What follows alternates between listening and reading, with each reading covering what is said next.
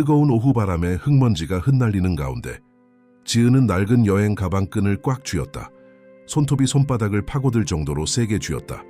겨우 7살이었지만 그녀의 눈빛에는 어린아이답지 않은 깊은 슬픔이 담겨 있었다.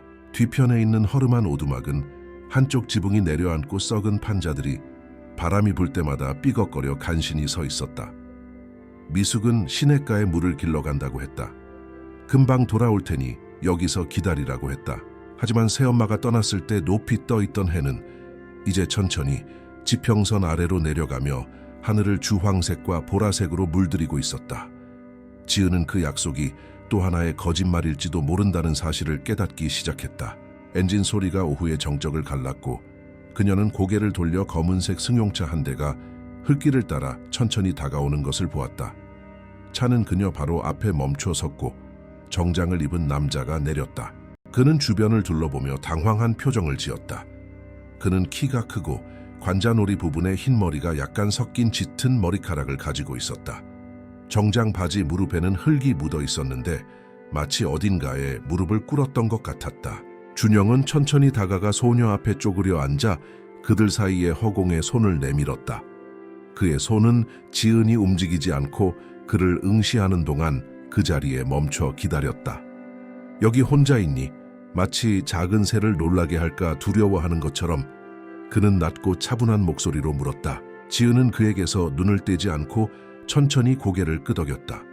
가슴속 심장이 빠르게 뛰었고 두려움은 낯선 호기심과 뒤섞였다. 왜냐하면 저 남자의 눈은 달랐기 때문이다.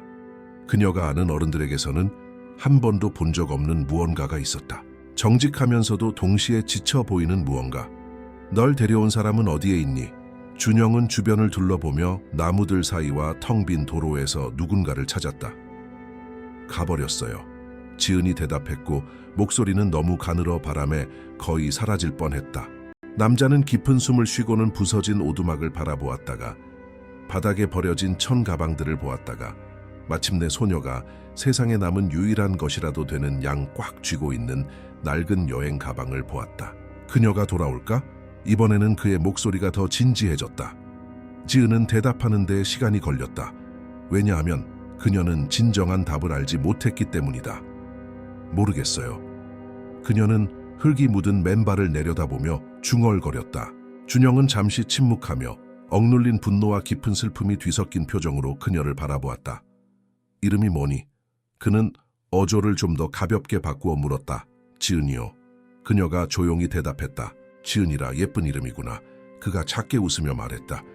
내 이름은 준영이야. 난 널 여기 혼자 두고 가지 않을 거야. 그럴 수 없어. 그의 목소리는 이미 내려진 결정으로 가득 찬 단호함이 있었다. 그녀는 그를 바라보았지만 그것이 무슨 의미인지 제대로 이해하지 못했다. 왜냐하면 아무도 그녀에게 이와 비슷한 말을 해준 적이 없었기 때문이다. 준영은 천천히 일어섰고 무릎에서 뚝 소리가 났다. 그는 다시 손바닥을 위로 향한 채 손을 내밀었다. 나랑 같이 가자. 널 안전한 곳으로 데려다 줄게. 거기서 밥도 먹고 편히 잠도 잘 수 있을 거야. 그가 말했다. 지은은 크고 굳은 살 박힌 그의 손을 바라보았고 이내 뒤편에 오두막을 보았다.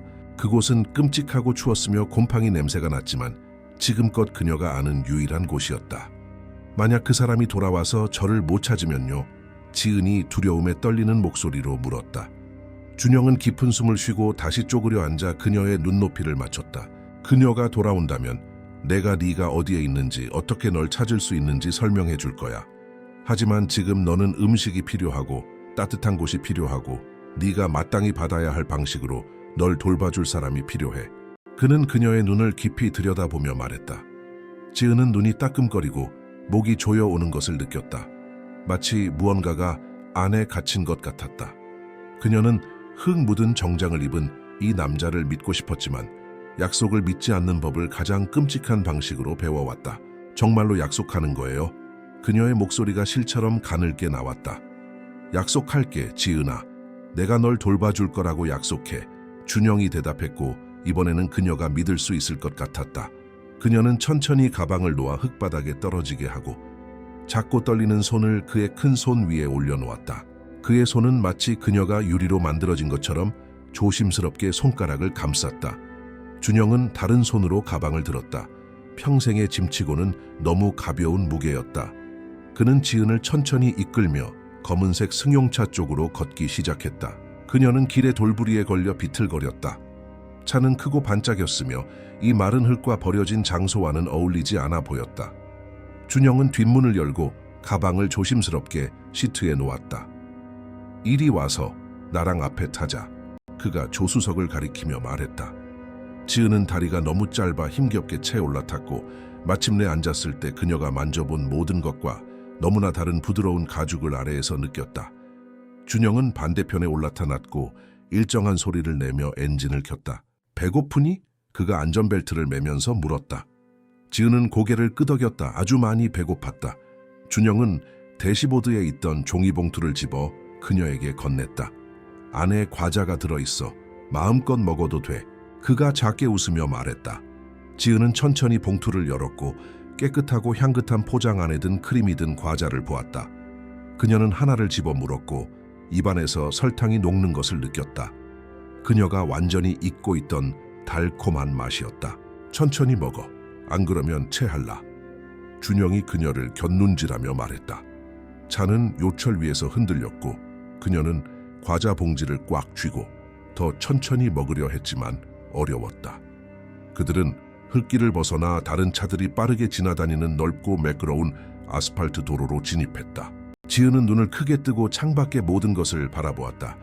처음에는 작고 단순했던 집들이 점차 크고 아름다운 집들로 바뀌는 것을 보았다. 우리 어디로 가는 거예요? 그녀는 손등으로 입가를 닦으며 물었다. 우리 집으로. 준영은 시선을 도로에 고정한 채 대답했다. 차는 넓고 나무가 늘어선 거리로 접어들어 큰 창문과 불이 켜진 베란다가 있는 거대한 집 앞에 멈춰 섰다. 여기에 사세요? 그녀는 믿을 수 없다는 듯 입을 다물지 못하고 물었다. 응, 맞아. 준영은 천천히 운전해 차고에 주차하며 대답했다. 그는 내려서 그녀 쪽으로 와 문을 열고 다시 손을 내밀었다. 가자. 집을 보여주고 네가 오늘 밤 잘 방을 보여줄게. 그가 말했다. 지은은 피로와 긴장으로 다리가 떨리는 것을 느끼며 차에서 내렸다. 그들은 부엌 문을 통해 들어갔고 그녀는 입을 벌린 채 모든 것을 바라보며 멈춰 섰다. 부엌은 오두막 전체보다도 컸다. 6개의 의자가 놓인 커다란 나무 식탁, 반짝이는 냄비들이 걸려 있었고 거대한 냉장고가 있었다. 그녀의 배에서 큰 꼬르륵 소리가 나자 준영이 말했다. 정말로 배가 고팠구나, 응? 그는 냉장고를 열고 유리 용기들을 꺼내 냄비에 밥과 국, 고기를 드기 시작했다. 냄새가 강해졌고 그녀는 입에 침이 고이는 것을 느꼈다. 준영은 깊은 접시에 밥과 반찬을 넉넉히 담아 포크와 시원한 오렌지 주스 한 잔과 함께 그녀 앞에 놓았다. 천천히 먹어. 체하지 않게 조심하고. 그가 식탁 반대편에 앉으며 말했다. 지은은 떨리는 손으로 포크를 잡고 먹기 시작했다. 오랫동안 느껴보지 못했던 따뜻한 음식의 맛이었다. 한 입 한 입이 그녀 안에 갇혀있던 고통의 작은 조각을 치유하는 것 같았다. 그녀가 다 먹자 준영은 접시를 가져가 싱크대에 놓았다. 이제 네가 잘 곳을 보여줄게. 나머지는 내일 이야기하자. 그가 손을 닦으며 말했다. 그녀는 그를 따라 거대한 거실을 가로질러 넓은 계단을 올라 2층으로 갔다. 그곳에는 여러 개의 문이 있는 복도가 있었다. 준영은 복도 끝에 있는 문을 열고 불을 켰다. 방 안에는 하늘색 이불이 덮인 더블 침대, 책상, 그리고 흰 커튼이 달린 큰 창문이 있었다. 일단 여기서 지내도 돼. 화장실은 바로 옆 문이야. 그가 가리키며 말했다. 정말요? 그녀는 눈을 빛내며 그를 돌아보며 물었다. 정말이야, 지은아. 네가 여기 있는 동안 이 방은 내 거야. 준영이 확인시켜 주었다. 나머지는 내일 해결하자. 하지만 지금은 샤워하고 쉬어야 해. 그가 말했다. 지은은 그를 돌아보았고 버려진 이후 처음으로 슬픔이 아닌 희망과 비슷한 감정으로 울고 싶어졌다. 고맙습니다. 그녀의 목소리가 떨렸다. 준영은 미소를 지으며 가볍게 그녀의 어깨에 손을 얹었다. 고마워할 필요 없어, 지은아. 너는 안전한 곳에 있을 자격이 있어. 그가 대답했다. 그는 나가서 수건과 그녀가 잠옷으로 입을 수 있는 큰 티셔츠를 가져왔다. 그녀는 화장실로 들어가 샤워기를 틀었고 따뜻한 물이 등에 떨어져 모든 더러움을 씻어내는 것을 느꼈다. 그녀는 무릎까지 내려오는 티셔츠를 입고 나와 침대에 누웠고 부드러운 매트리스에 몸이 파묻혔다. 그녀는 눈을 감았고 거의 잠이 들었을 때 문을 가볍게 두드리는 소리가 들렸다. 지은아 깼니? 준영이 문 밖에서 물었다. 그녀는 그렇다고 대답했고 그는 들어와 머리맡 탁자에 놓을 물 한 컵을 가져왔다. 목마를까봐 물 가져왔어. 그가 말했다. 편안하게 자. 여기는 안전해. 그는 나가기 전에 덧붙였다. 지은은 이불을 턱까지 끌어당기고 눈을 감았다. 오랫동안 처음으로 두려움 없이 잠들 수 있었다. 아침은 창문으로 들어오는 맑은 햇빛과 함께 천천히 찾아왔고 햇빛은 지은의 얼굴에 직접 닿았다. 그녀는 자신이 어디에 있는지 몰라 놀라 깨어났다. 심장이 뛰었고 그녀는 벌떡 일어나 주변을 둘러보았다. 그러자 기억들이 하나씩 돌아왔다. 정장 입은 남자, 검은 차, 거대한 집, 따뜻한 음식, 모든 것이 꿈이 아니라 현실이었다. 지은은 천천히 일어나 창문으로 가서 커튼을 옆으로 젖혔다. 밖에는 푸른 잔디, 알록달록한 꽃, 바람에 흔들리는 키 큰 나무들이 있는 거대한 정원이 있었다. 그녀가 본 모든 것과 너무 달라서 잠시 동안 아직도 꿈을 꾸고 있다고 생각했다. 복도에서 발소리가 들렸고 이내 문을 가볍게 두드리는 소리가 났다. 지은아, 일어났니? 준영이 문 밖에서 물었다. 네, 일어났어요. 그녀는 창문에서 물러나며 대답했다. 그는 천천히 문을 열고 들어왔다. 이미 청바지와 하늘색 셔츠를 입고 있었다. 머리는 샤워를 해서 아직 젖어 있었다. 좋은 아침. 잘 잤니? 그가 문틀에 기대어 물었다. 네, 잘 잤어요. 그녀가 조용히 대답했다. 다행이다. 기쁘네. 와서 나랑 아침 식사하자. 그 후에 중요한 이야기를 좀 해야 해. 그가 말했다. 지은은 그를 따라 계단을 내려와 거실을 가로질러 부엌으로 갔다. 식탁에는 이미 흰 식탁보가 깔려 있었다. 빵, 토스트, 버터, 잼, 햄, 치즈, 과일 그리고 오렌지 주스 한 병이 놓여 있었다. 여기 앉아서 마음껏 먹어. 부끄러워할 필요 없어. 준영이 그녀를 위해 의자를 당겨주며 말했다. 그녀는 앉아서 어디서부터 시작해야 할지 몰라 식탁을 바라보았다. 먹고 싶은 거 아무거나 가져가도 돼. 준영이 빵을 집어 버터를 바르며 말했다. 지은은 천천히 손을 뻗어 토스트를 집어 잼을 발랐다. 그들은 몇 분 동안 조용히 식사를 했고 그가 입을 닫고 그녀를 돌아보았다. 지은아, 내가 몇 가지 질문을 해야 해. 너는 솔직하게 대답해야 해. 알았지? 그가 시작했다. 그녀는 씹는 것을 멈추고 심장이 빨라지는 것을 느끼며 고개를 끄덕였다. 살아계신 아버지나 어머니가 있니? 그가 물었다. 아빠는 제가 아주 어렸을 때 돌아가셨어요. 기억이 안 나요. 엄마는 2년 전에 돌아가셨어요. 아프셨거든요.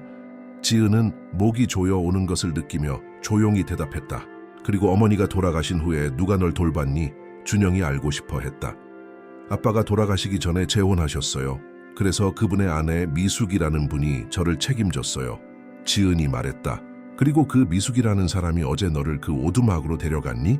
그가 물었다. 네, 돈이 없어서 거기서 살 거라고 했어요.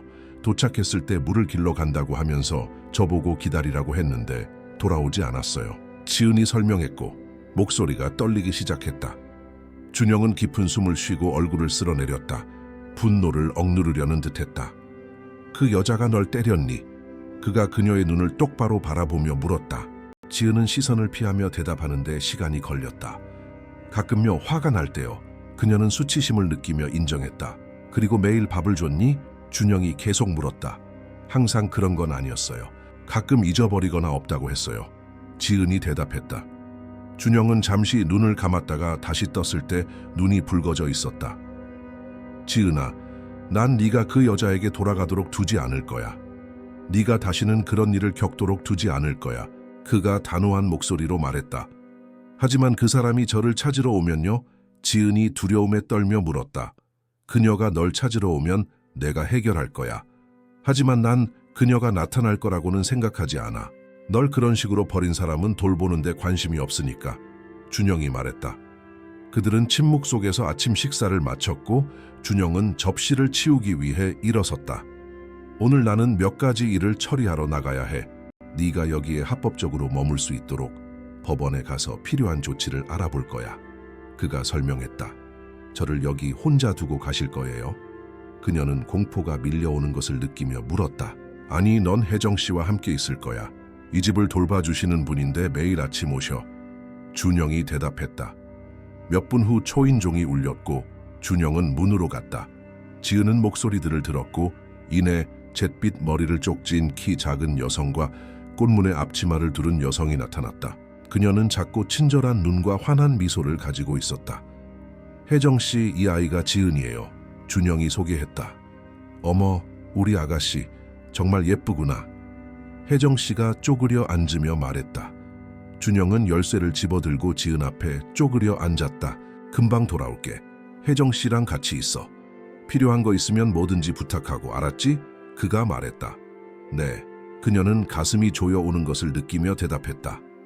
그가 나가자 지은은 부엌 한가운데 서서 혜정 씨를 바라보았고 혜정 씨는 미소를 지었다.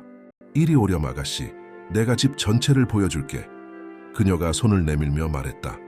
혜정 씨는 집의 모든 방을 보여주며 세세한 부분까지 이야기해 주었다. 이 집 정말 크네요. 지은이 감탄하며 말했다. 그렇지. 준영 씨는 어머니가 돌아가신 후 3년 전부터 여기서 혼자 살고 있어. 혜정 씨가 말했다. 다른 가족은 없어요? 지은이 물었다.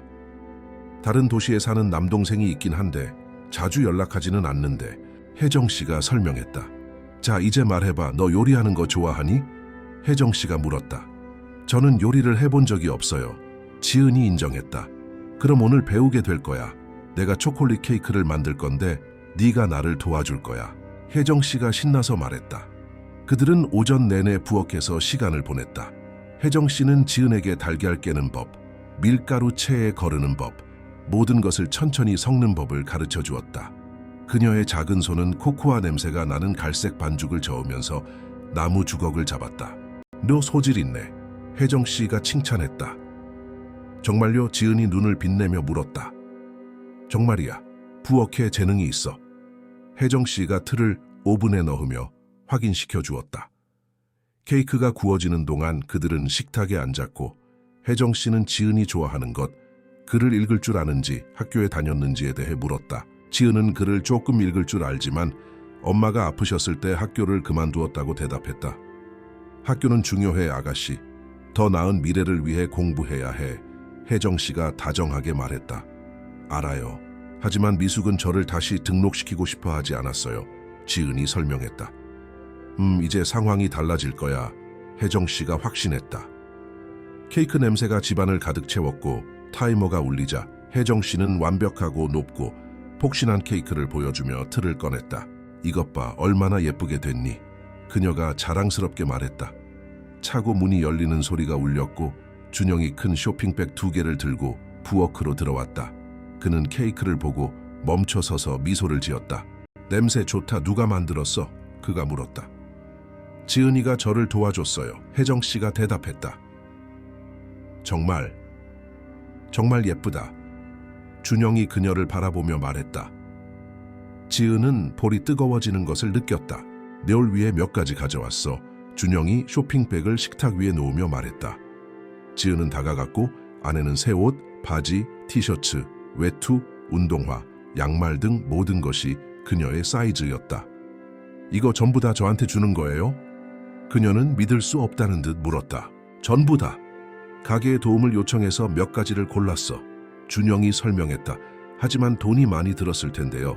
지은이 걱정하며 말했다. 걱정하지 마. 너는 새 옷이 필요했어. 그가 대답했다. 가서 입어보고 맞는지 봐. 준영이 격려했다. 지은은 쇼핑백을 들고 방으로 달려 올라갔다. 그녀는 옷들을 하나하나 입어보았고 모든 것이 완벽하게 맞았다. 그녀는 청바지와 별 그림이 있는 분홍색 티셔츠를 입고 내려왔다. 완벽하게 맞네. 준영이 그녀를 보고 말했다. 고맙습니다. 지은은 그의 눈을 바라보며 감사 인사를 전했다. 그들은 함께 점심 식사를 했다. 혜정 씨는 밥, 국, 감자, 샐러드, 그리고 구운 닭고기를 준비했다.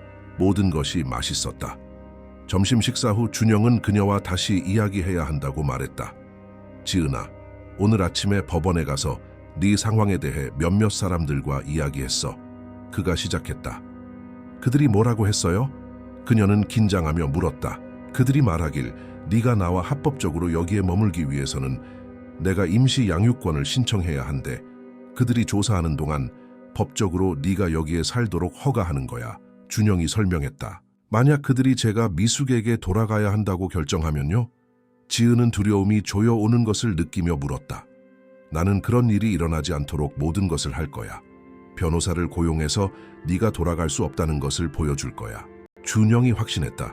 정말로 제가 여기에 머물기를 원하세요? 그녀가 낮은 목소리로 물었다. 응, 지은아, 원해. 모든 것이 너무 빨리 일어났다는 것을 알지만 내가 널 그 길에서 혼자 봤을 때 널 도와야 한다고 느꼈어. 그리고 이제 널 돌려보내는 건 상상할 수 없어. 그가 진심으로 대답했다. 저도 아저씨와 여기에 머물고 싶어요. 그녀가 처음으로 단호한 목소리로 말했다. 준영은 미소를 지으며 다정하게 그녀의 머리를 쓰다듬었다. 그럼 결정됐어. 너는 여기에 머물 거고 우리는 모든 것을 잘 해결할 거야. 그가 단호하게 말했다. 다음 날들은 이상한 속도로 지나갔다. 지은은 편안한 방에서 깨어나 항상 그녀가 잘 잤는지 묻는 준영과 함께 아침 식사를 하러 내려왔다.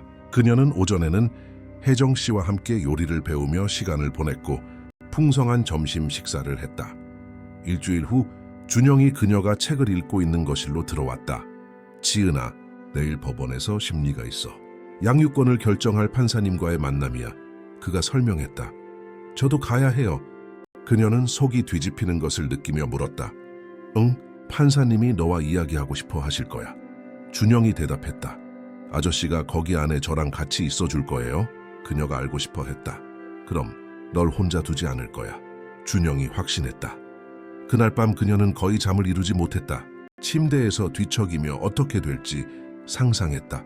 해가 밝아오기 시작했을 때 그녀는 이미 깨어 있었다. 복도에서 준영의 소리를 듣고 내려가 부엌에서 그를 만났다.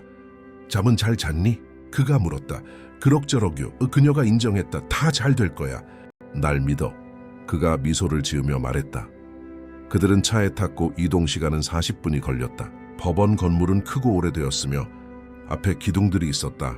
준영은 계단을 오르는 동안 그녀의 손을 잡았고 지은은 그의 손가락을 꽉 쥐었다. 안에는 많은 사람들이 이리저리 걸어 다니고 있었다. 준영은 한 여성과 이야기했고 그들은 엘리베이터를 타고 조용한 복도로 나왔다. 여기야. 준영이 문 앞에서 멈춰서며 말했다. 그들은 작은 대기실로 들어가 앉았다. 20분 후 한 여성이 준영의 이름을 불렀고 그들은 복도를 따라 둥근 테이블이 있는 더 작은 방으로 들어갔다. 여성은 판사가 곧 도착할 것이라고 말했다. 문이 열리고 60살쯤 되어 보이는 잿빛 머리와 안경을 쓴 남자가 들어왔다. 그는 검은 법복을 입고 서류철을 들고 있었다. 그의 뒤에는 더 젊은 여성이 따라 들어왔다. 안녕하세요. 저는 이 판사이고 이분은 민 변호사입니다. 그가 앉으며 말했다. 내가 지은이 맞지? 그가 부드러운 미소를 지으며 그녀를 바라보며 물었다. 네, 맞아요. 그녀가 조용히 대답했다. 나를 판사님이라고 부를 필요 없어. 그냥 이 판사라고 불러도 돼. 그가 그녀를 편안하게 해주려고 노력하며 말했다. 이 판사는 서류철을 열고 테이블 위에 몇 장의 종이를 정리했다. 준영 씨, 지은이를 어떻게 알게 되었는지 설명해 주시겠어요? 그가 요청했다. 준영은 회의에서 돌아오는 길에 오두막 옆에 혼자 있는 지은을 보았던 순간부터 모든 이야기를 들려주었다. 그는 그녀가 괜찮은지 확인하기 위해 멈췄다가 그녀가 버려졌다는 것을 알게 되었다고 설명했다. 그는 그녀를 그 위험한 곳에 둘 수 없었기 때문에 집으로 데려왔다고 말했다. 판사는 침묵 속에서 들으며 메모를 했다. 준영이 말을 마치자 그는 지은에게로 몸을 돌렸다. 이제 너와 이야기해야 하는데 괜찮겠니, 지은아? 그가 물었다. 네. 그녀가 대답했다. 그 오두막에 가기 전에 내 삶은 어땠는지 말해줄래? 판사가 요청했다. 지은은 깊은 숨을 쉬고 났지만 단호한 목소리로 말하기 시작했다. 그녀는 엄마가 2년 전에 돌아가셨고 그 이후로 자신을 좋아하지 않는 새엄마와 함께 지냈다고 말했다. 그녀는 종종 밥을 굶었고 집안일을 늦게 하면 맞았다고 말했다. 판사는 방해하지 않고 주의 깊게 들었고 그의 눈은 문장 하나하나에 더 슬퍼졌다. 그리고 오두막에 간 날 정확히 무슨 일이 있었니? 그가 물었다. 미숙이 돈이 없어서 거기서 살 거라고 했어요. 도착했을 때 저보고 가방을 들고 내리라고 하고는 물을 길러 간다고 했어요. 기다리라고 했는데 돌아오지 않았어요. 지은이 설명했고 목소리가 떨리기 시작했다. 얼마나 오래 기다렸니? 민 변호사가 물었다. 잘 모르겠어요. 하지만 그 사람이 떠났을 때는 해가 높이 떠 있었는데 준영 아저씨가 도착했을 때는 거의 어두워지고 있었어요. 지은이 대답했다. 무서웠니? 변호사가 계속 물었다. 아주 많이 무서웠어요. 뭘 해야 할지 몰랐어요. 지은이 인정했다. 민 변호사는 무언가를 적고 판사를 바라보았다. 지은아, 솔직하게 하나만 대답해 줄래? 너는 새엄마 집으로 돌아가고 싶니? 판사가 그녀의 눈을 깊이 들여다보며 물었다. 아니요, 돌아가고 싶지 않아요. 그녀는 망설임 없이 대답했다. 왜? 그가 알고 싶어 했다. 왜냐하면 그 사람은 저를 좋아하지 않고 저는 그 사람이 무서워요. 그리고 저를 혼자 두고 가버렸으니까요. 지은은 눈물이 차오르는 것을 느꼈지만 간신히 참아냈다. 그리고 준영 씨 집에서 지내는 건 좋니? 판사가 물었다. 아주 좋아요. 아저씨는 저에게 잘해주시고 저는 거기서 안전하다고 느껴요. 그녀가 대답했다. 판사는 민 변호사와 다시 눈빛을 교환한 후 준영을 바라보았다. 준영 씨, 아이의 양육권을 맡는 것이 엄청난 책임이라는 것을 이해하십니까? 그가 물었다. 완벽하게 이해합니다. 그리고 저는 준비되어 있습니다. 준영이 망설임 없이 대답했다. 아이를 부양할 재정적 능력이 있습니까? 판사가 계속 물었다. 네, 저는 토목기사로 일하고 있으며 안정적인 수입이 있습니다. 준영이 설명했다. 저 판사는 몇 가지 메모를 더한 후 서류철을 닫고 안경을 벗었다. 좋습니다. 저는 준영 씨에게 6개월 동안 임시 양육권을 부여할 것입니다. 이 기간 동안 전문팀이 방문하여 적응 상태를 평가할 것입니다. 그가 말했다. 지은은 심장이 쿵 내려앉는 것을 느꼈다. 기간 후에 우리는 양육권이 영구적으로 될지 결정하기 위해 새로운 심리를 가질 것입니다. 판사가 덧붙였다. 감사합니다. 판사님, 준영이 안도한 목소리로 말했다. 새엄마에 대해서는 우리는 경찰에 연락하여 그녀의 위치를 파악할 것입니다. 그녀는 유기에 대해 책임을 져야 할 것입니다. 만약 그녀가 발견된다면 양육권에 이의를 제기할 수 있겠지만 아이를 버린 상황을 고려할 때 가능성은 매우 낮습니다. 판사가 설명했다. 판사는 일어서서 준영에게 손을 내밀었고 준영은 단호하게 악수했다. 그런 다음 그는 쪼그려 앉아 지은에게 손을 내밀었다. 보호자에게 잘하고 이 기회를 잘 활용하렴. 그가 미소를 지으며 말했다. 그들은 방을 나와 복도를 따라 돌아갔다. 차 타서 문을 닫고 나서야 준영은 긴 한숨을 내쉬었다. 우리가 해냈어, 지은아. 너는 나와 함께 있을 거야. 그가 그녀를 돌아보며 말했다. 본 정말로요? 그녀는 여전히 믿기지 않는 듯 물었다. 정말이야. 그가 확인시켜 주었다. 지은은 너무나 강한 감정의 물결을 느껴 울기 시작했다. 준영은 그녀를 안아주었고 그녀는 더 이상 눈물이 없을 때까지 울도록 내버려 두었다. 그들이 집에 도착했을 때 혜정 씨가 문 앞에서 기다리고 있었다. 소식을 듣자 그녀는 지은을 힘껏 안아주었다. 축복이야, 아가씨. 정말 축복이야. 그녀는 목이 메인 목소리로 반복했다. 그날 밤 그들은 혜정 씨가 준비한 특별한 저녁 식사로 축하했다.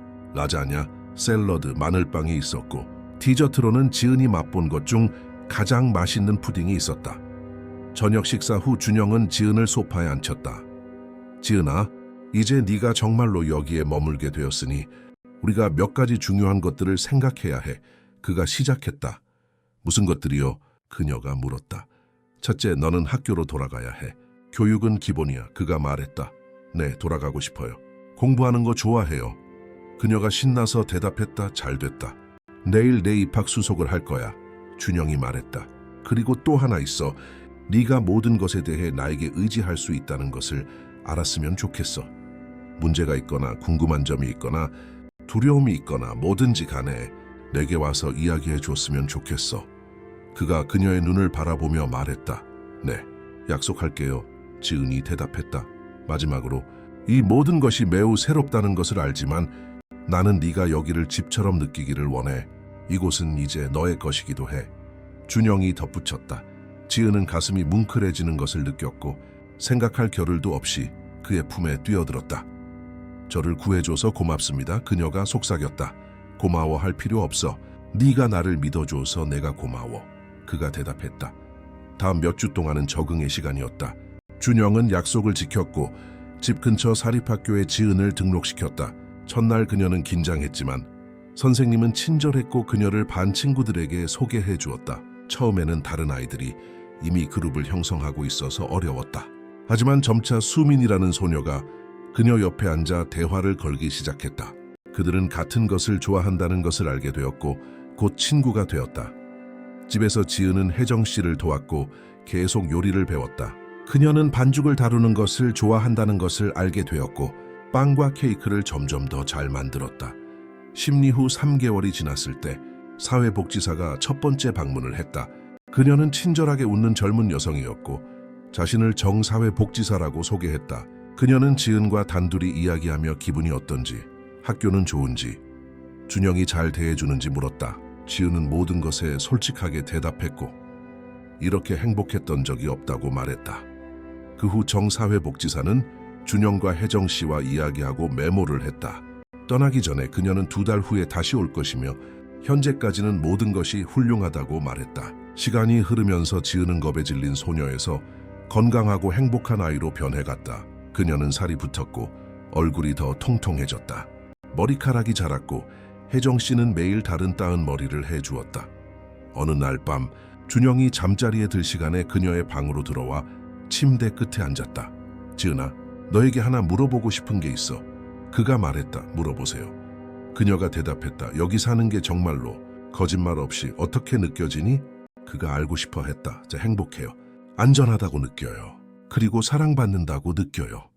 그녀가 대답했고 그 단어를 사용한 것은 처음이었다. 준영은 미소를 지었고 그의 눈이 빛났다. 나도 널 사랑해, 지은아. 너는 오랫동안 비어있던 이 집에 빛을 가져다 주었어. 그가 고백했다.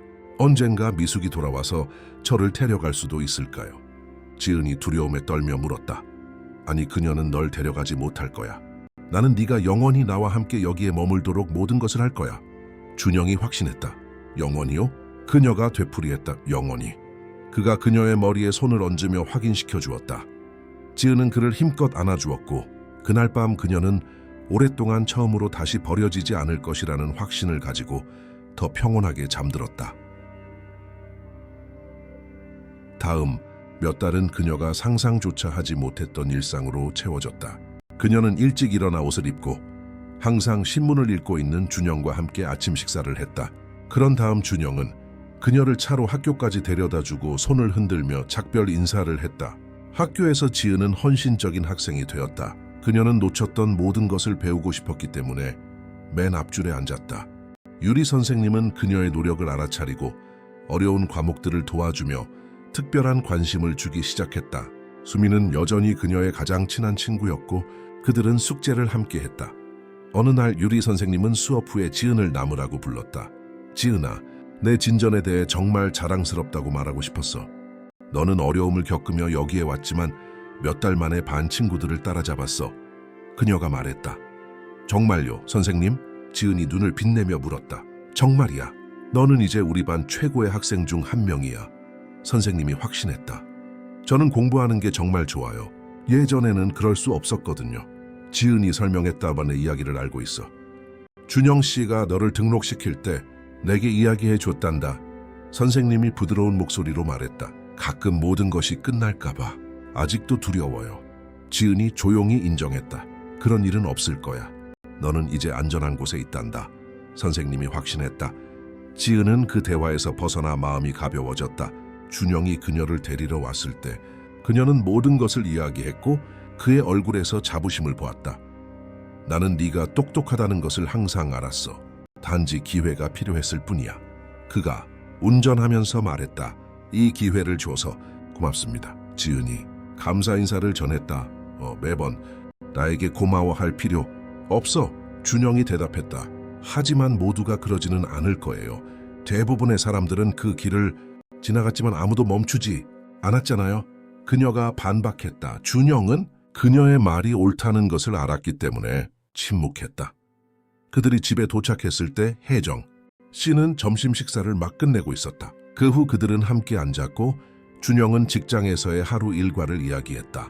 지은은 수업에 대해 이야기했고 혜정 씨는 재미있는 이야기들을 들려주었다. 정사회복지사의 두 번째 방문은 토요일 아침에 이루어졌다.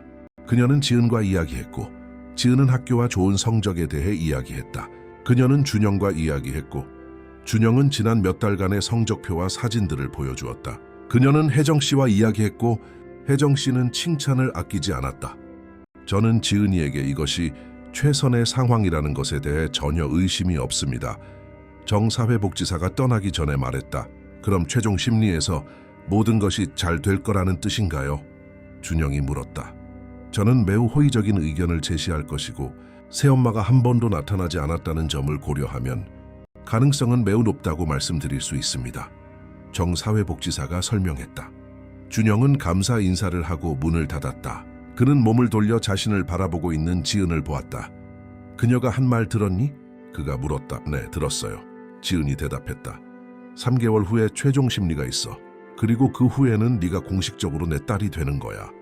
준영이 그 단어를 처음 사용했을 때였다. 지은은 가슴 속에서 무언가가 폭발하는 것을 느꼈다. 그녀는 달려가 그의 품에 뛰어들었고 그는 그녀를 안아 올리고 웃으며 돌렸다. 정말로 아저씨 딸이요? 그녀가 물었다. 정말이야. 양육권이 나오자마자 입양 신청을 할 거야. 준영이 확인시켜 주었다. 아빠라고 불러도 돼요? 지은이 알고 싶어 했다. 네가 원하는 대로 불러도 돼. 하지만 네가 나를 아빠라고 불러준다면 정말 기쁠 거야. 그가 목이 메인 목소리로 대답했다. 지은은 그를 힘껏 안아주었고 그 단어를 시험하듯 조용히 반복했다. 아빠. 그녀가 말했고 그 단어는 옳고 진실되게 들렸다. 다음 3개월은 최종 심리를 위한 준비 기간이었다. 준영은 전문 변호사를 고용하여 필요한 모든 서류를 준비했다. 그는 학교 보고서, 건강진단서, 행복했던 순간들의 사진, 혜정 씨와 유리 선생님의 진술서를 모았다. 지은은 계속 공부에 집중했고 학년 말에는 출발점을 고려할 때 최고의 성적을 거두어 표창장을 받았다. 시상식에서 그녀는 무대에 올라 증명서를 받았고 청중석에서 준영이 눈을 빛내며 다른 누구보다 더 크게 박수를 치는 것을 보았다. 여름 방학이 시작되었고 준영은 지은과 여행을 가기 위해 2주간 휴가를 냈다. 그들은 바닷가로 가서 작은 해변 호텔에 머물렀다. 그녀는 바다를 본 적이 없었고 파도가 부서지는 것을 몇 시간 동안 바라보았다. 준영은 그녀에게 얕은 물에서 수영하는 법을 가르쳐 주었고 그녀는 너무 많이 웃어서 짠물을 삼켰지만 웃음을 멈추지 않았다. 그들은 모래성을 쌓고 늦은 오후에 해변을 걸었고 벤치에 앉아 아이스크림을 먹었다. 어느 날 밤 베란다에서 별을 보던 중 지은은 마음속에 담아두었던 것을 물었다. 혼자 살던 게 그립지 않으세요? 그녀가 알고 싶어 했다. 준영은 대답하는데 시간이 걸렸다. 처음에는 그리울 거라고 생각했어. 나는 고독에 익숙해져 있었거든. 하지만 이제는 네가 오기 전이 어땠는지 상상할 수 없어. 그가 말했다. 하지만 저 때문에 아저씨, 삶이 많이 바뀌었잖아요. 지은이 고집했다. 응, 바뀌었지. 그리고 더 좋은 쪽으로 바뀌었어. 준영이 확신했다. 더 좋은 쪽으로라니 무슨 뜻이에요? 그녀가 물었다. 왜냐하면 전에는 그냥 존재만 했거든. 일어나서 일하고 돌아와서 반복하는 아무런 목적도 없는 삶이었는데 이제는 아침에 눈을 뜰 이유가 생겼으니까. 그가 설명했다. 저는 아저씨를 정말 많이 생각해요. 지은이 말했다. 알아. 그리고 그게 얼마나 큰 의미인지 넌 상상도 못할 거야. 준영이 그녀의 머리에 손을 얹으며 대답했다. 그들은 햇볕에 그을리고 행복하게 여행해서 돌아왔다. 혜정 씨는 그들이 완전히 다른 짝처럼 보인다고 말했다. 최종 심리 전 마지막 몇 주는 빠르게 지나갔고 그날이 왔을 때 지은은 긴장했지만 처음처럼 무섭지는 않았다. 그들은 법원 건물로 들어가 같은 층으로 올라갔고 이 판사가 민 변호사, 정사회복지사와 함께 기다리고 있는 방으로 불려 들어갔다. 준영이 고용한 변호사도 있었다. 안녕하세요. 미성년자 지은 양의 양육권 절차를 계속 진행하겠습니다. 판사가 시작했다. 저는 모든 보고서를 읽었고 진전에 깊은 인상을 받았습니다. 그가 지은을 바라보며 말했다. 지은 양은 기분이 어떻습니까? 그가 물었다. 저는 아주 행복해요, 판사님. 그녀가 대답했다. 그리고 준영 씨와 계속 살고 싶습니까? 그가 물었다. 아주 많이요. 아저씨는 제 인생에서 일어난 최고의 일이에요. 그녀는 망설임 없이 대답했다. 판사는 서류를 보고 준영을 바라보았다. 민준 씨, 입양 신청서를 제출하셨는데 맞습니까? 판사가 물었다. 네, 가영이를 공식적으로 입양하고 싶습니다. 민준이 확인했다. 입양은 되돌릴 수 없으며 당신이 아버지로서의 모든 권리와 의무를 맡게 된다는 것을 이해합니까? 판사가 질문했다. 완벽하게 이해합니다. 제가 원하는 것이 바로 그것입니다. 민준이 대답했다. 판사는 지수 변호사에게로 몸을 돌렸다. 지수 변호사님, 입양에 대한 의견은 어떻습니까? 그가 물었다. 제 의견은 전적으로 찬성입니다. 이렇게 성공적인 적응 사례는 드뭅니다. 아이는 건강하고 행복하며 잘 보살핌받고 사랑받고 있습니다. 지수가 대답했다. 판사는 고개를 끄덕이고 혜진 박사를 바라봤다. 박사님은 심리평가를 어떻게 내리셨습니까? 그가 알고 싶어 했다. 제 평가는 가영이가 민준 씨와 매우 강한 애착 관계를 형성했으며 이들을 분리하는 것은 해로울 것이라는 것입니다. 아이는 마침내 안정감을 찾았습니다. 혜진 박사가 설명했다. 판사는 잠시 침묵하더니 탁 소리를 내며 책상 위로 망치를 내리쳤다. 제시된 모든 것을 고려하고 아이의 최선의 이익을 생각하여 영구적인 양육권을 허가하고 입양 절차를 승인합니다. 민준 씨는 이제 공식적으로 가영이의 아버지가 됩니다. 그가 선언했다. 가영이는 눈물이 흐르는 것을 느꼈고 민준은 그녀를 꽉 안아주었다. 두 분 모두 축하합니다. 서로를 잘 보살펴주세요. 판사는 일어서며 말했다. 그들은 모든 것을 바꾸는 공식적인 서류를 들고 그 방을 나섰다. 차 안에서 민준은 시동을 걸지 않고 서류를 바라보며 가만히 있었다. 우리가 해냈어. 그가 마침내 말했다. 아빠, 우리가 해냈어요. 가영이가 되풀이했고 그 단어는 자연스럽게 흘러나왔다. 집에 도착했을 때 그들은 놀라운 광경을 발견했다. 최 여사님은 예나와 예나 어머니의 도움을 받아 작은 축하 파티를 준비해 놓았다. 알록달록한 풍선, 축하해요 우리 가족이라고 쓰인 큰 케이크, 튀김, 탄산음료 그리고 선물들이 있었다. 어떻게 아셨어요? 민준이 놀라서 물었다. 제가 법원에서 최 여사님께 전화해서 알려드렸어요. 그들 뒤에서 나타난 지수가 고백했다. 그날 오후는 축하의 시간이었다. 가영이는 어른들이 대화하는 동안 정원에서 예나와 놀았다. 그녀는 선물을 열어 책과 옷, 그리고 민준이 차고에 숨겨두었던 빨간색 자전거를 받았다. 밤이 깊어지고 모두가 돌아가자 집은 다시 조용해졌지만 그것은 약속으로 가득 찬 침묵이었다. 그날 밤 민준은 가영이의 방에 들어가 침대 가장자리에 앉았다. 아빠, 뭐 하나 물어봐도 돼요? 그녀가 말했다. 뭐든지 물어보렴. 그가 대답했다. 그날 정말 왜 멈췄던 거예요? 그녀가 알고 싶어 했다. 민준은 깊게 숨을 쉬고 창밖을 바라봤다. 내가 멈춘 건 우리 어머니께서 도움이 필요한 사람을 외면해서는 안 된다고 항상 가르치셨기 때문이야. 어머니는 우리 삶에 스쳐 지나가는 모든 사람이 다 이유가 있어서 거기에 있는 거라고 말씀하셨지. 그가 설명했다. 아빠, 어머니는 정말 좋은 분이셨나 봐요. 가영이가 말했다. 그랬지. 정말 멋진 분이셨어. 그리고 내가 널 만났다는 걸 아시면 정말 자랑스러워 하셨을 거라고 생각해. 민준은 목이 메인 목소리로 말했다. 엄마가 우리를 하늘에서 보고 계실까요? 가영이가 물었다. 분명히 보고 계실 거야. 그리고 웃고 계실 거라고 확신해. 그가 대답했다. 가영이는 몸을 웅크렸고 잠들기 전에 마지막 말을 했다. 사랑해요, 아빠. 저를 구해줘서 고마워요. 그녀가 속삭였다. 나도 사랑한다, 딸. 그리고 만약 누군가를 구한 사람이 있다면 그건 우리 둘이 서로를 구한 거야. 그가 그녀의 이마에 입 맞추며 대답했다. 삶은 가영이가 한 번도 경험해보지 못한 평범함 속에서 계속되었다. 새 학년이 시작되었고 그녀는 자신감 있게 다음 학년으로 진급했다. 성적은 계속 높았고 민지 선생님은 항상 칭찬했다. 예나는 여전히 그녀의 가장 친한 친구였고 그들은 주말을 함께 보냈다. 민주는 계속 일했지만 더 많은 시간을 함께 보내기 위해 일정을 조정했다. 가영이를 데리러 일찍 퇴근했고 중요한 회의가 있을 때는 최 여사님이 맡아주셨다. 주말에는 영화관, 공원, 쇼핑몰에 가거나 집에서 TV를 보는 등 함께 시간을 보냈다. 가영이는 민준이 생일 선물로 준 일기장에 글을 쓰는 습관이 생겼다. 매일 밤 그날의 사건과 감정을 기록했다. 수업에 대해, 예나와의 대화에 대해, 가족 저녁 식사에 대해, 감사한 순간들에 대해 썼다. 오래된 페이지를 읽는 것은 자신이 얼마나 많이 변했는지 깨닫는 방법이 되었다. 어느 날 민준이 심각한 표정으로 일찍 집에 왔다. 그는 가영이에게 앉으라고 요청하며 중요한 이야기를 해야 한다고 말했다. 가영아, 오늘 변호사에게서 전화가 왔어. 그가 말문을 열었다. 뭐라고 했는데요? 그녀는 목소리를 떨며 물었다. 마르타가 발견되었어. 그녀는 다른 도시에 살고 있고 소송에 대해 통보받았단다. 민준이 설명했다. 가영이는 피가 차가워지는 것을 느꼈고 손이 떨리기 시작했다. 그녀가 저를 다시 데려가려고 할까요? 그녀는 공포에 질려 물었다. 아니, 그녀는 너에 대한 모든 권리를 포기하는 서류에 서명했어. 이의를 제기하지도 않았단다. 민준이 재빨리 대답했다. 그럼 왜 저에게 말씀하시는 거예요? 가영이가 알고 싶어 했다.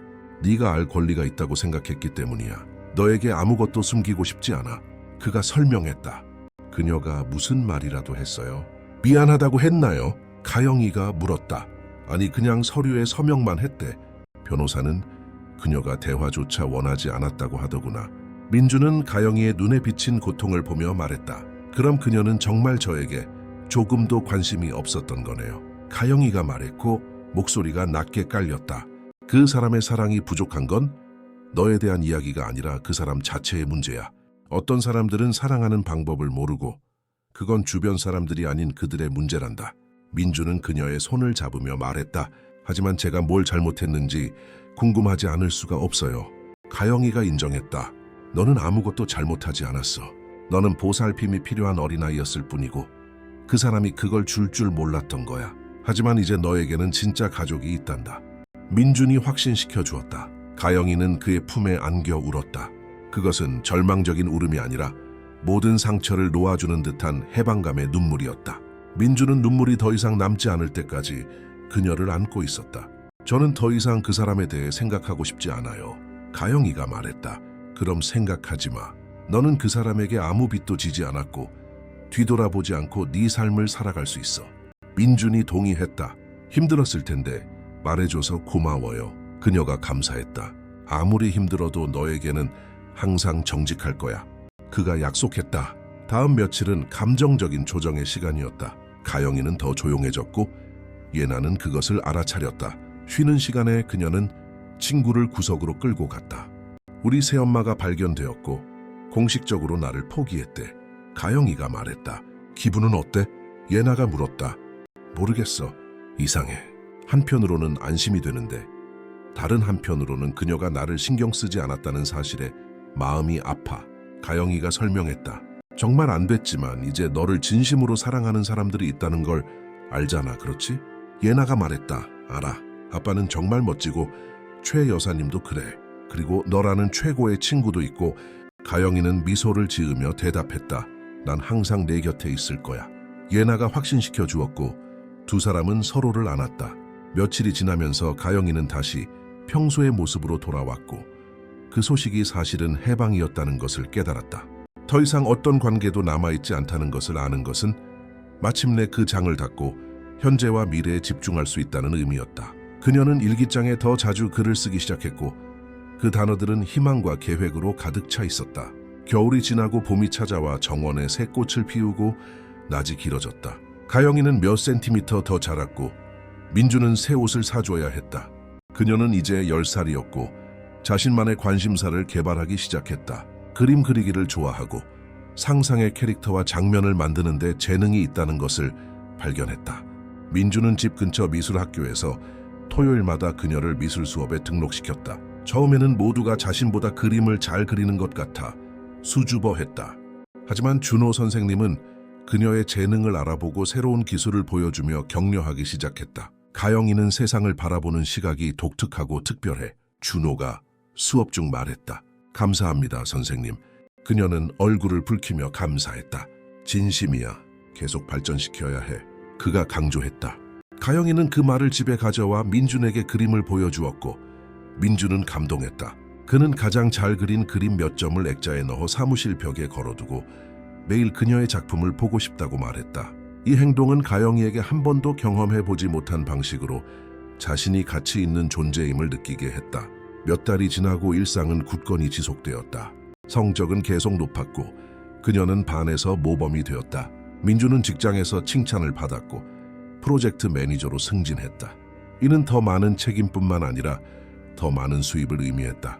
어느 날 저녁 식사 후 민주는 가영이를 불러 진지한 대화를 나누자고 했다. 그들은 소파에 앉았고 그는 손을 만지작거리며 긴장한 듯 보였다.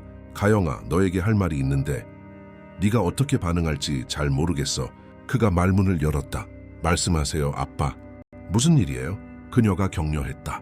내가 누군가를 만났어. 그가 마침내 말했다. 가영이는 그 정보를 처리하며 침묵했다. 그녀는 민준이 다른 사람과 관계를 맺을 가능성에 대해 생각해 본 적이 없었다. 왜냐하면 항상 그들 둘만으로 충분해 보였기 때문이다. 어떻게 만났어요? 그녀가 물었다. 직장 동료야. 이름은 지은이고 같이 점심을 먹으러 나가곤 했는데 내가 그녀를 정말 좋아한다는 걸 깨달았어. 민준이 설명했다. 그래서 그녀와 사귀고 싶어요? 가영이가 알고 싶어 했다. 응, 그러고 싶어. 하지만 네가 편안해야 해. 너는 항상 나의 최우선 순위니까. 그가 확신시켜 주었다. 가영이는 자신의 감정에 대해 생각했다. 첫 반응은 대체될지도 모른다는 두려움이었지만 민준의 얼굴을 보고 그의 불안감을 보았을 때 그가 정말로 자신의 의견을 중요하게 생각한다는 것을 깨달았다. 아빠는 행복할 자격이 있어요. 만약 그 지은 씨가 아빠를 행복하게 해준다면 저는 지지해요. 그녀가 말했다. 정말이니? 그는 안도하며 물었다. 네, 정말요. 다만 한 가지만 약속해 주세요. 가영이가 부탁했다. 네가 원하는 건 뭐든지. 민준이 대답했다. 우리 사이가 아무것도 변하지 않을 거라고 약속해 주세요. 그녀가 말했다. 약속할게. 아무것도 변하지 않을 거야. 너는 항상 나의 딸이고 나의 최우선 순위일 거야. 그는 그녀를 껴안으며 확신시켜 주었다. 몇 주 후 민준은 지은을 집으로 초대해 저녁 식사를 했다. 가영이는 긴장했고 최 여사님을 도와 모든 것을 준비했다. 흰 식탁보 접힌 냅킨, 중앙의 꽃으로 식탁을 예쁘게 꾸몄다. 초인종이 울렸을 때 그녀는 깊게 숨을 쉬고 민준과 함께 문으로 갔다. 지은은 35살쯤 된 여성으로 고든 갈색 머리, 녹색 눈, 그리고 온화한 미소를 가지고 있었다. 그녀는 가영이에게 건네줄 초콜릿 상자를 들고 있었다. 안녕 가영아, 만나서 반가워. 민준 씨가 내 이야기를 많이 했단다. 그녀는 부드러운 목소리로 말했다. 안녕하세요. 저도 반가워요. 가영이는 상자를 받으며 대답했다. 그들은 안으로 들어가 거실에 앉아 대화를 나눴다. 지은은 학교에 대해, 가영이가 좋아하는 것에 대해, 그녀의 그림에 대해 질문했고 진심으로 관심 있는 듯 보였다. 그녀는 친밀감을 강요하려 하지 않았고 공간을 존중해 주었으며 이는 소녀가 점차 긴장을 풀게 만들었다. 저녁 식사 동안 대화는 자연스럽게 흘러갔고 가영이는 지은이 똑똑하고 재미있으며 민준이 그녀 옆에 있을 때 다르게 웃는다는 것을 깨달았다. 더 가볍고 걱정 없는 미소였다. 디저트 후 지은은 식탁을 치우는 것을 도왔고 떠날 때 가영이에게 가벼운 포옹으로 작별 인사를 했다. 어땠어? 그녀가 나간 후 민준이 물었다. 괜찮은 것 같아요. 저는 그녀가 좋아요. 가영이가 인정했다. 다행이다. 그녀도 널 정말 좋아했어. 민준이 안도하며 말했다. 다음 몇 달 동안 미묘하지만 중요한 변화가 찾아왔다. 지은은 더 자주 나타났고 항상 존중했으며 자신의 역할이 아닌 역할을 맡으려 하지 않았지만 항상 긍정적인 방식으로 존재했다. 그녀는 가영이와 예나를 아이스크림 먹으러 데려가고 수학 숙제를 돕고 가영이가 고른 영화를 함께 봤다. 가영이는 지은의 존재를 신경 쓰지 않게 되었고 사실 그녀가 주변에 있는 것을 좋아하기 시작했다. 그것은 엄마를 갖는 것과는 달랐다. 왜냐하면 그녀는 이미 엄마가 있었고 아무도 그 자리를 차지할 수 없었기 때문이다. 하지만 자신을 아껴주는 또 다른 성인 여성의 존재는 좋았다. 지은은 민준이 모르는 것들, 예를 들어 머리 닦는 법이나 옷 고르는 법, 또는 막 시작되는 신체 변화에 대처하는 법 등을 가르쳐 주었다. 그들이 만난 지 1년 후, 민준은 가영이와 지은을 특별한 대화에 초대했다. 그들은 거실에 앉았고 그는 작은 상자를 손에 들고 있었다. 가영이는 무슨 일이 일어날지 이미 알고 있었고 복잡한 감정을 느꼈다. 지은, 나는 당신을 사랑하고 남은 인생을 당신과 함께 보내고 싶어요. 나와 결혼해 주겠어요? 민준은 빛나는 보석이 박힌 금반지가 들어있는 상자를 열며 물었다. 지은은 얼굴에 손을 대었고 눈에 눈물이 가득 찼다. 그녀는 민준을 바라보고 그리고 가영이를 바라보며 마치 허락을 구하는 듯했다. 가영이는 미소를 짓고 고개를 끄덕였다. 네, 결혼할게요. 지은이 대답했고 민준은 그녀의 손가락에 반지를 끼워주었다. 그들은 서로를 안았고 가영이는 진심으로 행복함을 느꼈다. 그 후 민준은 그녀에게 몸을 돌려 손을 잡았다.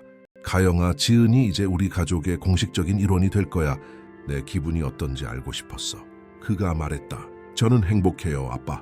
지은 씨는 좋은 사람이고 아빠를 행복하게 해준다는 것을 알아요. 가영이가 대답했다.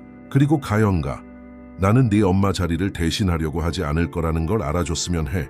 하지만 나는 네 삶의 일부가 되고 싶고 네가 필요로 하는 모든 것에 함께하고 싶어. 지은은 목이 메인 목소리로 고백했다. 고마워요, 지은 씨. 저도 지은 씨가 우리 가족의 일부가 되기를 바라요. 가영이가 감사했다. 결혼 준비가 시작되었고 지은은 모든 결정에 가영이를 포함시키려 했다. 그들은 함께 꽃 케이크 모델, 메뉴, 심지어 화동을 할 가영이의 드레스까지 골랐다. 결혼식 날은 화창한 토요일 아침에 찾아왔다. 교회는 흰색과 연보라색 꽃으로 장식되어 있었다. 좌석은 친구와 친척들로 가득 차 있었다. 가영이는 흰 리본이 달린 연보라색 드레스를 입고 지은이 도와준 머리 모양을 하고 아름다웠다. 그녀는 장미꽃잎이 담긴 작은 바구니를 들고 모두가 바라보고 미소 짓는 가운데 꽃을 뿌리며 통로를 걸어갔다. 민주는 회색 정장에 어울리는 연보라색 넥타이를 메고 제단에 서 있었다. 지은이 아버지의 팔짱을 끼고 심플하고 우아한 흰 드레스를 입고 들어섰을 때 그의 얼굴은 환하게 빛났다. 결혼식은 감동적이었고 신부가 키스해도 좋다는 신부의 말에 모두가 박수를 쳤다. 피로연은 좋은 음악, 맛있는 음식 그리고 많은 춤으로 활기찼다. 가영이는 느린 음악에 맞춰 민준과 춤을 추었고 그는 그녀의 귀에 속삭였다. 지은을 우리 삶에 받아줘서 고마워. 너는 정말 대단해. 그가 말했다. 저에게 진짜 가족이 무엇인지 보여줘서 고마워요. 그녀가 대답했다. 삶은 새로운 가족 구성과 함께 계속되었다. 지은은 집으로 이사 왔고 몇 가지 물건을 가져오고 공간을 재정비했다. 그녀는 어떤 것을 바꾸기 전에 항상 가영이에게 괜찮은지 물어봤다. 그들은 함께 드라마를 보고 일요일에 손톱을 다듬고 가영이가 아버지에게 말하기 부끄러워하는 문제에 대해 비밀을 나누는 자신들만의 루틴을 개발했다. 그들이 만난 지 2년 후 일요일 아침에 지은과 민주는 가영이를 다시 대화에 초대했다. 가영아, 너에게 전할 소식이 있어. 민준이 말문을 열었다. 무슨 소식인데요? 그녀는 궁금해하며 물었다. 나 임신했어. 지은이 환한 미소를 지으며 발표했다. 가영이는 잠시 멈춰서서 그 정보를 처리했고 이내 그녀의 얼굴에도 미소가 번졌다. 정말요? 저에게 남동생이나 여동생이 생기는 거예요? 그녀는 흥분해서 물었다. 응, 그래. 어떻게 생각해? 민준이 알고 싶어 했다. 정말 멋져요. 저는 항상 형제가 갖고 싶었어요. 가영이는 일어나 두 사람을 안으며 대답했다. 임신 기간은 준비의 시간이었다. 가영이는 아기 방을 노란색으로 칠하는 것을 도왔다. 그녀는 작은 옷들을 접고 기저귀를 정리하고 신생에 대한 책을 읽었다. 딸이라는 것을 알았을 때 가영이는 아린이라는 이름을 제안했고 지은과 민주는 그 이름을 좋아했다. 아린이는 화요일 새벽에 태어났고 가영이가 병원에 가서 동생을 만났을 때 그녀는 자신을 놀라게 할 만큼 거대한 사랑의 물결을 느꼈다. 아기는 눈을 감고 주먹을 꽉 쥔 채 아주 작았다. 가영이가 처음으로 아기를 안았을 때 팔에 느껴지는 가벼운 무게를 느끼며 이 아이를 자신이 가진 모든 것으로 보호할 것임을 알았다. 안녕, 아린아. 나는 내 언니야. 널 영원히 돌봐줄게. 그녀가 속삭였다. 민준과 지은은 눈물을 글썽이며 바라보고 있었고 함께 온 초의 여사님도 감격에 겨워 울고 있었다. 그것은 다른 방식으로 형성되었지만 실제적이고 강한 가족의 완벽한 장면이었다. 가영이는 이제 13살이었고 많이 성숙해졌다. 그녀는 계속해서 높은 성적을 받았고 부모님이 필요할 때 아린이를 돌보며 집안일을 도왔다. 그녀는 기저귀를 갈고 우유병을 준비하고 아기가 울 때 달래주었다. 그녀는 아이들을 다루는 재주가 있고 돌보고 가르치는 것을 좋아한다는 것을 발견했다. 어느 날 오후 그녀가 아린이를 재우고 있을 때 지은이 그녀 옆에 앉았다. 가영아, 고맙다고 말하고 싶었어. 그녀가 말했다. 왜 고맙다고요? 가영이는 이해하지 못하고 물었다. 내 삶에 나를 받아줘서 쉽지 않았을 텐데 네 마음을 열어주기로 선택했잖아. 지은이 설명했다. 지은 씨는 그럴 자격이 있어요. 저에게 항상 잘해줬잖아요. 가영이가 대답했다. 그리고 가영아, 나는 내 엄마 자리를 대신하려고 하지 않을 거라는 걸 알아. 하지만 내 마음속으로는 너도 아린이만큼 내 딸이야. 지은은 목이 메인 목소리로 고백했다. 아빠를 돌봐주고 저도 돌봐줘서 고마워요. 그녀는 아린이를 깨우지 않도록 조심하며 지은의 옆구리를 발로 감싸 안았다. 그날 밤 아린이를 요람에 눕힌 후 가영이는 자신의 방으로 가서 몇 년 동안의 기록으로 거의 가득 찬 오래된 일기장을 열었다. 그녀는 초기의 페이지들을 넘겨보며 힘들었던 날들, 두려움, 불안감을 읽었고 이어서 감사, 기쁨, 사랑, 희망으로 가득 찬 최근 페이지로 넘어갔다. 그녀는 펜을 들고 자신이 느끼는 모든 것을 요약하는 새로운 일기를 쓰기 시작했다. 그녀의 삶이 그 흙길 위에서의 그날 이후 완전히 어떻게 변했는지에 대해 썼다. 무조건적으로 사랑하는 아빠, 두 번째 엄마가 된 새엄마, 그리고 영원히 보호할 여동생을 얻게 된 것에 대해 썼다. 가족은 단지 피가 아니라 선택과 헌신, 그리고 진정한 사랑이라는 것을 배웠다는 것에 대해 썼다. 그녀는 버려짐을 극복하고 가능성으로 가득 찬 새로운 삶을 어떻게 건설했는지에 대해 썼다. 글을 마친 후 그녀는 일기장을 닫고 창밖을 바라보며 달빛에 비친 정원을 보았다. 그녀는 자신이 겪었던 모든 일, 얼마나 힘들었는지, 하지만 모든 눈물, 모든 두려움, 모든 불확실성의 순간이 그만한 가치가 있었다는 것을 생각했다. 왜냐하면 이 모든 것이 그녀를 그곳, 이 완전한 평화의 순간으로 데려왔기 때문이다. 그녀는 계단을 내려가 늦은 시간인데도 커피를 만들고 있는 민준을 부엌에서 발견했다. 잠이 안 오세요? 그녀가 물었다. 아린이가 울어서 이제 너무 말똥말똥해졌어. 그가 설명했다. 저도 커피 좀 마셔도 될까요? 가영이가 부탁했다. 그럼 같이 앉아서 이야기 좀 하자. 그가 받아들였다. 그들은 머그잔을 들고 식탁에 앉아 편안한 침묵 속에 있다가 가영이가 침묵을 깼다. 아빠는 그날 그 길에서 멈추지 않았다면 아빠의 삶이 어땠을지 생각해 본 적 있으세요? 그녀가 물었다. 생각해 봤지. 그리고 항상 공허하고 의미 없는 삶이었을 거라는 결론에 도달해 그가 대답했다. 저도 아빠가 멈추지 않았다면 제 삶이 어땠을지 생각하는데 상상만 해도 무서워요. 그녀가 인정했다. 하지만 나는 멈췄고 네가 여기 있고 우리는 이 모든 것을 함께 만들었단다. 민준이 말했다. 그리고 저는 그것에 대해 정말 감사해요. 아빠는 정말 제 삶을 구했어요. 가영이가 단언했다. 너도 내 삶을 구했어. 네가 내게 목적을 주었단다. 그가 대답했다. 그들은 커피를 마친 후 각자의 방으로 올라갔다. 가영이는 침대에 누워 천장을 바라보며 자신이 겪었던 모든 것과 앞으로 겪을 모든 것을 생각했다. 그녀는 막 청소년기에 접어들었고 많은 도전이 아직 남아있다는 것을 알고 있었다. 하지만 이제 그녀는 혼자가 아니며 온 가족이 그녀 곁에 있다는 것을 확신했다. 그녀는 눈을 감고 잠들기 전에 나지막이 속삭였다. 제가 가진 모든 것과 제가 된 모든 것에 감사드립니다. 그녀가 말했다. 다음 몇 년은 성숙과 깊은 변화를 가져왔다. 그녀는 모범적인 성적으로 고등학교에 진학했고 계속해서 그림을 그렸다. 그녀의 작품은 대회에서 인정받아 상을 받았다. 아린이는 빠르게 성장했고 3살에는 이미 가느다란 목소리로 가영이를 갑이라고 불렀다. 두 사람은 강한 유대감을 형성했고 가영이는 동생과 놀고 이야기를 읽어주고 새로운 것을 가르치는 것을 좋아했다.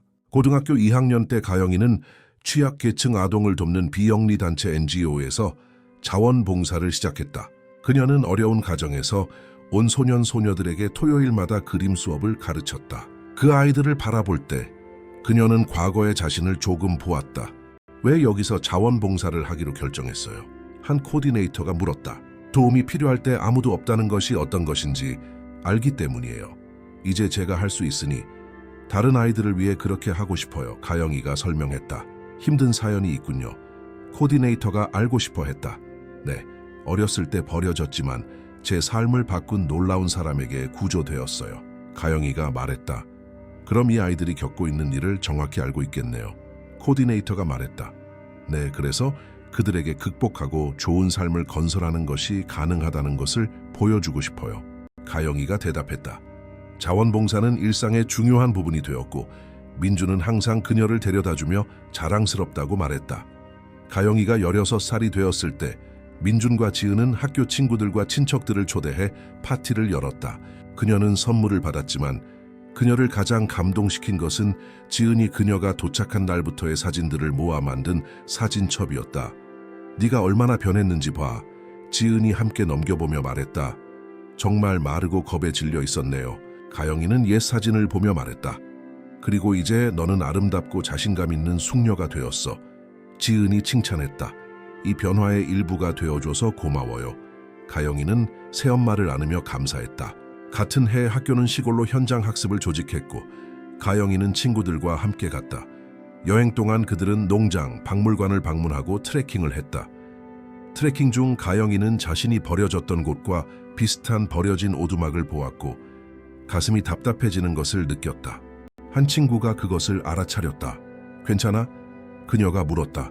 네, 괜찮아요. 그냥 저 오두막이 제 과거의 무언가를 생각나게 했어요. 가영이가 설명했다. 이야기하고 싶니? 친구가 제안했다. 가영이는 생각했고 자신의 이야기를 들려주기로 결정했다. 그들은 앉았고 가영이는 버려짐부터 구조, 첫날부터 자신이 찾은 사랑까지 모든 것을 이야기했다. 친구는 눈물을 글썽이며 들었다. 네가 아는 사람 중에 가장 강한 사람이야. 그녀가 말했다. 저는 강하다고 느끼지 않아요. 그냥 감사할 뿐이에요. 가영이가 대답했다. 3학년이 되자 어떤 직업을 선택할지 결정할 순간이 왔다. 가영이는 건축학을 하고 싶다는 확신이 있었다. 왜냐하면 사람들을 환영하고 안전하게 느끼게 하는 공간을 만드는 것을 좋아했기 때문이다. 그녀는 1년 내내 열심히 공부했다. 민주는 과외 선생님을 고용했고 지은은 그녀가 잘 먹도록 보장했다. 수능 날이 왔고 가영이는 긴장했지만 자신감이 있었다. 그녀는 모든 노력이 가치 있었다고 느끼며 문제에 답했다. 몇 주 후 결과가 나왔고 그녀는 1등으로 합격했다. 화면에서 자신의 이름을 보았을 때 그녀는 기쁨에 소리쳤고 달려가 알렸다. 저 1등으로 합격했어요. 그녀는 소리치며 뛰어다녔다. 민준과 지은은 함께 그녀를 안고 축하했다. 5살인 아린이도 행복하게 뛰어다녔다. 네가 해낼 줄 알았어. 민준은 눈을 빛내며 말했다. 축하한다 내 딸. 너는 모든 좋은 것을 누릴 자격이 있어. 지은이 덧붙였다. 그날 밤 그들은 축하하기 위해 레스토랑에 가서 저녁 식사를 했다. 가영이는 자신이 사랑하는 사람들을 바라보며 세상에서 가장 운이 좋은 사람이라고 느꼈다. 대학 첫 해는 도전적이었지만 흥미진진했다. 그녀는 프로젝트, 모형 계산에 대한 연구에 몰두했고 이는 교수들을 감동시킬 정도의 열정이었다. 2학년 중반에 그녀는 유명한 건축 사무소에서 인턴으로 선발되었다.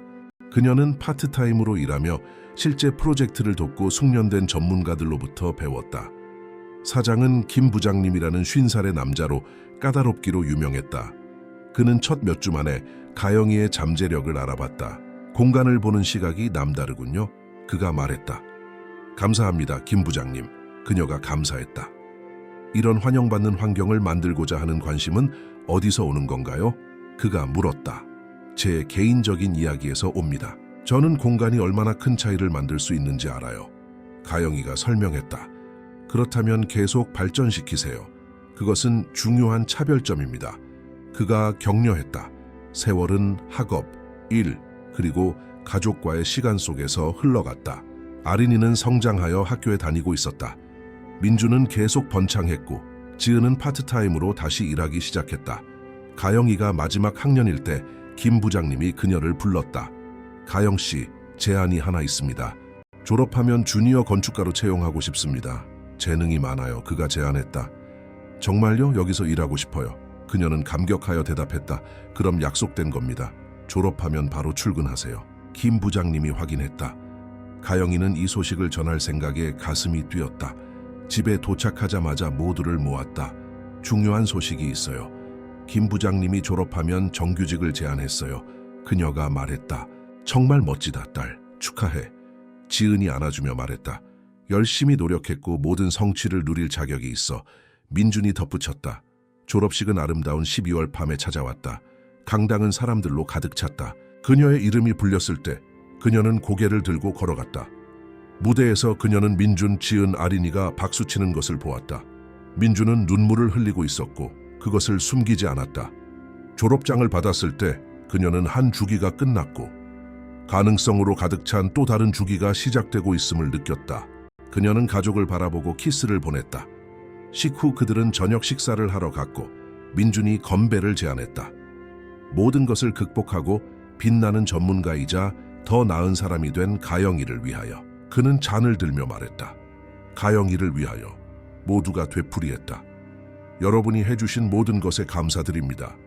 여러분 없이는 제가 여기에 없었을 거예요. 가영이는 목이 메인 목소리로 감사했다. 첫 몇 달간의 직장 생활은 강렬했지만 보람이 있었다. 그녀는 중요한 프로젝트에 참여했고 그녀의 창의성은 주목을 받았다. 어느 날 김 부장님이 그녀를 불렀다.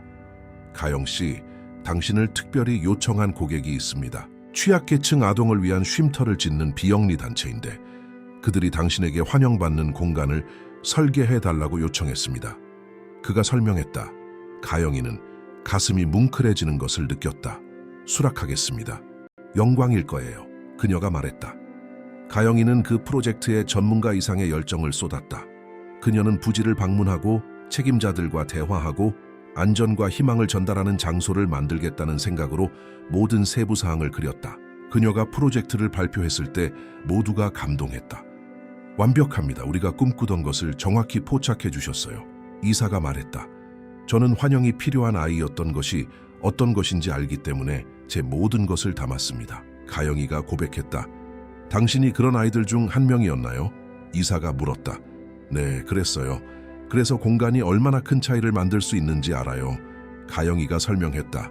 공사가 시작되었고 그녀는 모든 단계를 지켜봤다. 쉼터가 완성되었을 때 그녀는 민준, 지은, 아린이를 데리고 개소식에 갔다. 그들은 부드러운 색상의 벽과 꽃으로 가득 찬 정원이 있는 아름다운 건물을 보았다. 아이들은 구석구석을 탐험하며 신이 나 있었다. 7살쯤 된 작은 소녀가 다가왔다. 이 집을 아줌마가 만들었어요? 그녀가 물었다. 내가 만들었어. 마음에 드니? 가영이는 몸을 숙이며 대답했다. 네, 정말 좋아요. 제가 본 집 중에서 가장 예뻐요. 소녀가 말했다. 다행이다. 너희들을 생각하며 만들었어. 가영이가 말했다. 소녀는 갑자기 가영이를 안았고 그녀는 그 아이에게서 자신이 누구였는지에 대한 반영을 보았기 때문에 눈물이 솟아오르는 것을 느꼈다. 그 모습을 보고 있던 민준도 감동했고 지은은 그의 손을 잡았다. 그녀는 자신의 고통을 다른 사람들을 위한 아름다운 것으로 변화시켰어요. 지은이 말했다. 그녀는 정말 대단해요. 이보다 더 자랑스러울 수 없어요. 민준이 대답했다. 다음 몇 년 동안 그녀의 경력은 급상승했고 그녀는 어린이와 가족을 위한 프로젝트에 전문화되었다. 그녀는 상과 인정을 받았지만 본질을 잃지 않았다. 아린이는 성장하여 그림에 재능이 많은 10대가 되었다. 두 사람은 계속 가까웠고 가영이는 항상 곁에 있었다. 민준과 지은은 두 딸이 멋진 여성으로 성장하는 것을 보며 행복하게 함께 늙어갔다. 가영이가 28살이 되던 특별한 밤, 민준은 온 가족을 모았다. 내가 생각해 봤는데 그 길에서의 그날 이후 벌써 23년이 지났더구나. 그가 말문을 열었다. 맞아요. 제 인생의 절반 이상이네요. 가영이가 말했다. 그리고 나는 그날이 내 인생 최고의 날이었다고 말하고 싶어. 왜냐하면 내가 널 만난 날이었으니까. 민준이 고백했다. 저에게도 모든 것이 바뀐 날이었어요. 가영이가 대답했다. 당신은 버려진 소녀를 성공적인 전문가이자 훨씬 더 나은 사람으로 변화시켰어요. 지은이 덧붙였다. 나는 기회만 주었을 뿐이야. 이 모든 것을 해낸 것은 그녀의 힘이었지. 민준이 반박했다. 아니에요, 아빠. 아빠 없이는 저는 아무데도 오지 못했을 거예요. 아빠는 모든 면에서 저를 구했어요. 가영이가 주장했다. 17살인 아린이도 말하고 싶어 했다. 저는 처음에는 없었지만 언니와 아빠가 서로를 얼마나 사랑하는지 보면서 자랐고 그것이 저에게 진정한 가족이 무엇인지 가르쳐 주었어요. 그녀가 말했다. 모두 거실 한가운데서 서로를 안았고 사랑과 인내, 헌신으로 만들어진 그 유대감의 힘을 느끼며 잠시 동안 그렇게 있었다. 가영이는 자신이 항상 꿈꿔왔던 대로 성공한 전문가, 사랑받는 딸 곁에 있는 언니, 그리고 무엇보다 자신의 고통을 목적의식으로 변화시켜 다른 사람들이 같은 환영을 찾도록 돕는 사람이 되었다. 그녀는 뒤를 돌아보며 낡은 가방을 들고 있던 겁에 질린 소녀부터 다른 아이들을 위해 사랑의 공간을 건설하고 있는 자신감 있는 여성에 이르기까지 걸어온 모든 길을 보았다. 버려짐의 상처는 여전히 존재했지만 극복의 흔적으로 변모했다. 그녀는 더 이상 잃어버린 것에 의해 정의되지 않고 자신이 성취하고 건설한 모든 것에 의해 정의되었다. 그날 밤 잠들기 전 가영이는 오래된 일기장을 열고 떨리는 글씨로 쓰인 첫 페이지들을 읽었다. 그런 다음 글씨가 확고해진 마지막 페이지로 건너뛰었다. 펜을 들고 모든 것을 요약하는 마지막 일기를 썼다. 감사, 사랑, 가족, 그리고 과거가 미래를 결정하지 않으며 각 사람은 올바른 사람들과 앞으로 나아갈 용기를 찾을 때 자신의 이야기를 다시 쓸 힘을 가지고 있다는 것을 배웠다는 것에 대해 썼다. 그녀는 그 이야기가 완성되었지만 앞으로 더 많은 이야기가 올 것임을 알며 일기장을 닫았다. 그녀는 버려짐, 고통, 거절을 극복하고 의미 있는 삶을 건설했다. 그녀는 창밖을 바라보며 깜빡이는 도시의 불빛을 보았다. 차를 멈추고 그녀뿐만 아니라 자신의 삶까지 바꾸기로 결정한 아빠를 생각했다. 그 사랑을 나누기로 받아들인 지은을 생각했다. 더 많은 빛을 가져다준 아린이를 생각했다. 가영이는 미소를 지었고 깊은 평화를 느꼈다. 그녀는 가족은 피가 아니라 선택, 헌신, 어려운 순간에 함께하고 좋은 순간에 함께 축하하는 것임을 배웠다. 침대에 누워 잠들기 전 그녀는 자신이 겪었던 모든 것, 험난했던 길에 대해 다시 한번 감사했다. 왜냐하면 모든 어려움이 그녀를 지금의 강하고 자비로운 사람으로 만드는 데 필요했기 때문이다. 버려진 소녀는 더 이상 존재하지 않았다. 그녀는 사랑으로 완전한 여성으로 변모했고 이제 민준이 손을 내밀어 영원히 그녀를 돌보겠다고 약속했을 때 그녀가 느꼈던 것처럼 다른 아이들이 안전함을 느낄 수 있는 공간을 만드는데 자신의 삶을 바치고 있었다. 이야기 끝. 청취자 여러분, 가영이와 민준의 이야기가 저희가 이 이야기를 전할 때만큼 여러분의 마음을 감동시켰기를 바랍니다. 이것은 무조건적인 사랑, 선택과 헌신을 통해 만들어지는 가족, 두 번째 기회의 힘, 그리고 우리의 고통을 다른 사람들을 돕기 위한 목적의식으로 어떻게 바꿀 수 있는지에 대한 이야기입니다. 이 극복과 가족 사랑의 여정에 감동하셨다면 저희가 여러분의 영혼을 울릴 만큼 매혹적인 이야기들로 특별 재생 목록을 준비했습니다. 여기 옆에서 클릭하시면 찾을 수 있습니다. 이 이야기가 여러분에게 울림을 주었다면 저희 채널 구독과 좋아요 버튼 누르는 것 잊지 마세요. 저희는 매일 인간 삶의 복잡성을 탐구하고 가장 어려운 상황에서도 항상 희망이 있다는 것을 보여주는 독특한 이야기들을 가져옵니다. 더 나은 날이 올 것이며 진정한 사랑이 여전히 존재한다고 믿어야 하는 누군가와 이 이야기를 공유해 주세요. 이야기 중 가장 감동적이었던 부분이 무엇인지 댓글로 남겨주시거나 여러분 자신의 극복 이야기를 들려주세요. 저희는 모든 댓글을 읽으며 저희 이야기가 여러분의 삶에 변화를 가져온다는 사실에 매우 기쁩니다. 저희는 계속해서 영감을 주고 변화시키며 삶에서 진정으로 중요한 것이 무엇인지 상기시켜주는 이야기들을 가져올 것이니 다음 콘텐츠도 놓치지 마세요. 다음 이야기에서 만나요. 그리고 기억하세요. 항상 희망이 있고 항상 사랑이 있으며 다시 시작할 기회는 언제나 있습니다.